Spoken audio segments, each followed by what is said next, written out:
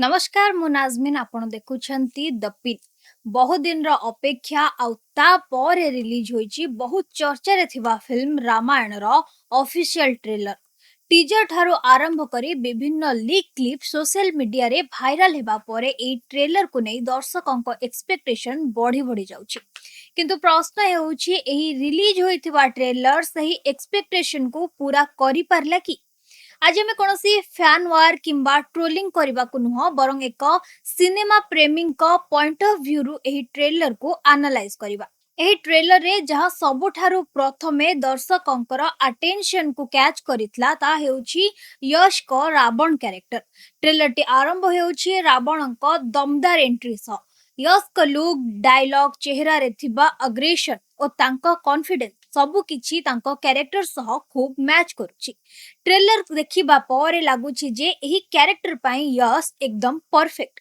एपर्यंत social media रे मध्य अधिकांश दर्शक एही कास्टिंग को स्वीकार करछंती, किंतु जेउठी ट्रेलर देखिबा परे यश को नै दर्शकंक मन रे कोनोसी डाउट नै सेठी प्रभु राम को कैरेक्टर रे रणबीर कपूर को नै मतभेद एबे भी जारी रहिछि।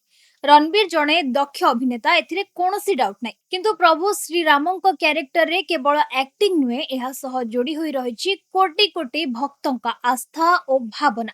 ट्रेलर रो किछि दृश्य रे रणबीर को एंट्री प्रभावशाली लागुथुबा बेले किछि क्लोज अप सीन रे सेही भक्ति और डिवोशन रो फीलिंग्स मिलुनी। विशेष करी आखिरे पट्टी बंधा दृश्य ऑडियंस को बेस आकर्षित करितला, किंतु परे जेतेबेले रणबीर को मुह क्लियर देखा जाए सेठी किछि ऑडियंस को एमिति फील होइथिला जे से माने जणे नॉर्मल एक्टर को देखुछंती, प्रभु श्री राम को नुहे। किंतु एहार माने एटा बिल्कुल नुहे जे रणबीर को कास्टिंग विफल। एहा केवल ट्रेलर रो फर्स्ट इफेक्ट होई पारे। फिल्म रे तांको एक्टिंग दर्शकों को एही कांसेप्ट को बदलाई पारे। अन्यपटे सीता को कैरेक्टर रे साई पल्लवी प्राय समस्त प्रशंसा साउंटिछंती।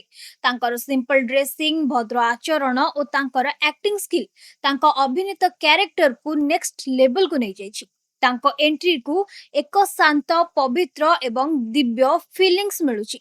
ट्रेलर रो आउ एक बड़ शक्ति हेउछि एहार बैकग्राउंड म्यूजिक। ट्रेलर रो आउ गोटे बड़ प्लस पॉइंट हेउछि एहार म्यूजिक। दृश्य अनुसार बा सीन अनुसार गीत एते बढ़िया होइछि जे सीन देखिला बेले देह सिहरी उठुछि। पूर्वर आसुथबा किछि फ्लॉप पौराणिक फिल्म तुलना रे एहार विजुअल बहुत भलो।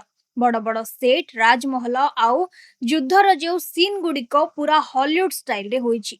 किछि जगह रे सीजीआई जीवजंतु आउ ग्राफिक सीन कंप्यूटर रे तयारी होइतबा पूरा स्पष्ट जणा पडुछि। रिलीज पूर्वरो एहाको आउ टिके सुधारी देले फिल्म टी आहुरी जबरदस्त हेबो। डायरेक्टर नितेश तिवारी रामायण को केवल गोटे धार्मिक कहानी नुहे बरं यूनिवर्सल फिल्म भाबरे देखाइबाकू चेष्टा करुछंती। सबुठारु बड़ कथा हेउछि ट्रेलर रे केउठी भी आम संस्कृति किंबा चरित्रं को असम्मान करा जायनी। जदि केवल ट्रेलर को देखिबा तेबे एही फिल्म रो मेन अट्रैक्शन हेउछंती जस को रावण कैरेक्टर। फर्स्ट पार्ट रे कम समय थाई भी से जो छाप छाड़े जाइछंती सेकंड पार्ट रे तांका अपीयरेंस कोन हेबो ताहा सहजरे अनुमान करा जाय पारे।